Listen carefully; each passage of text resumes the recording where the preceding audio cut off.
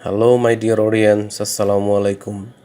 Usman Sahal medical services YouTube চ্যানেলের পক্ষ থেকে আপনাদেরকে জানাই স্বাগতম।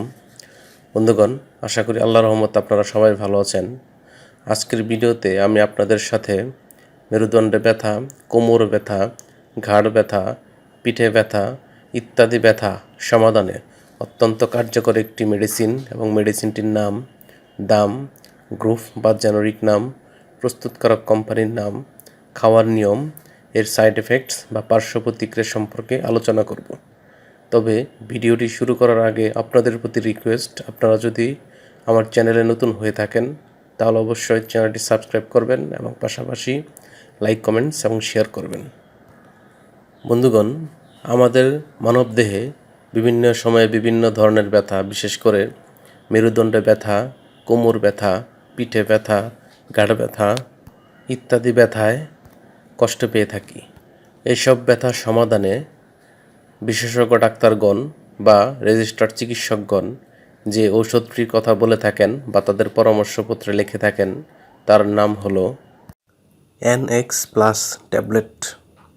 এটির গ্রুপ বা জেনেরিক নাম হলো নেপ্রোক্সেন সোডিয়াম এবং ইসোমিপ্রাজল ম্যাগনেসিয়াম।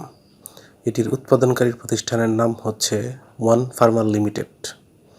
NX+ ট্যাবলেট, যেটির মাত্রা 375 মিলিগ্রাম, সেটির প্রতি পিসের দাম 12 টাকা এবং যেটির মাত্রা 500 মিলিগ্রাম, সেটির প্রতি পিসের দাম 15 টাকা। এই ট্যাবলেটটি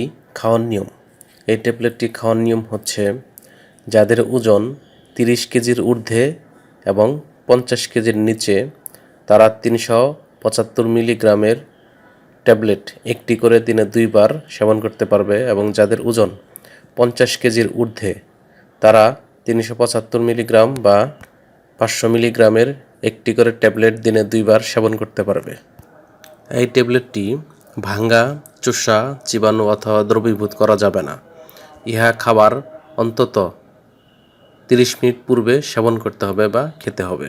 এই ট্যাবলেটটি খাওয়ার পর কিছু সাইড এফেক্টস বা পার্শ্ব প্রতিক্রিয়া দেখা দিতে পারে, যেমন পাতলা পায়খানা, গ্যাস্ট্রিক আলসার, পেটের উপর অংশে ব্যথা, বমি বমি ভাব ইত্যাদি পার্শ্ব প্রতিক্রিয়া বা সাইড এফেক্টস দেখা দিতে পারে। গর্ভাবস্থা এবং স্তন্যদানকালীন সময়ে এই ট্যাবলেটটি ব্যবহার বা এই ট্যাবলেটটি সেবন করা উচিত নয়। তারপরেও যদি প্রয়োজন হয় তাহলে অবশ্যই রেজিস্টার্ড চিকিৎসক বা বিশেষজ্ঞ চিকিৎসকের পরামর্শ অনুযায়ী সেবন করতে হবে। এই ঔষধটি 30 ডিগ্রি সেন্টিগ্রেড তাপমাত্রার নিচে, আলো ও আর্দ্রতা থেকে দূরে, ঠান্ডা এবং শুষ্ক স্থানে রাখতে হবে এবং সকল প্রকার ঔষধ শিশুদের হাতের নাগালের বাইরে রাখতে হবে। এবং একই সাথে সকল ঔষধ ক্রয়ের পূর্বে অবশ্যই ঔষধের উৎপাদন তারিখ এবং মেয়াদ উত্তীর্ণের তারিখ দেখে নিতে হবে। ধন্যবাদ।